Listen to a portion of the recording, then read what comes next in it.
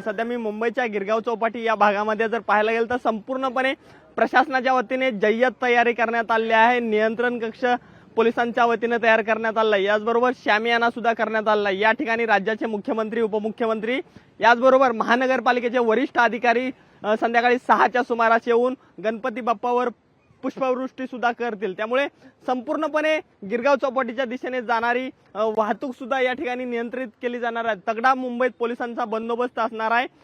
2 लेन करण्यात आले आहेत गिरगाव चौपाटीच्या दिशेने जाण्यासाठी, एक हलकी वाहनांची लेन आणि दुसरी जड वाहनांसाठी वेगळा रस्ता करण्यात आला आहे। मुंबई महानगरपालिका याचबरोबर मुंबई पोलीस यांच्यामध्ये समन्वय ठेवून संपूर्णपणे आज विसर्जन मिरवणूक थाटामाटामध्ये या ठिकाणी पार पडणार आहेत। विशेष करून मुंबईतील मानाचे गणपती याच गिरगाव चौपाटी या ठिकाणी येतात। लालबागचा राजा, गणेश गल्लीचा राजा याचबरोबर चिंतामणीचा गणपती हे मुंबईतील 3 प्रमुख मानाचे गणपती या ठिकाणी विसर्जनासाठी येत आहेत। त्यामुळे पाहणं महत्त्वाचं ठरणार आहे कशा पद्धतीने एकूणच आज विसर्जन मिरवणूक ही पार पडणार आहे।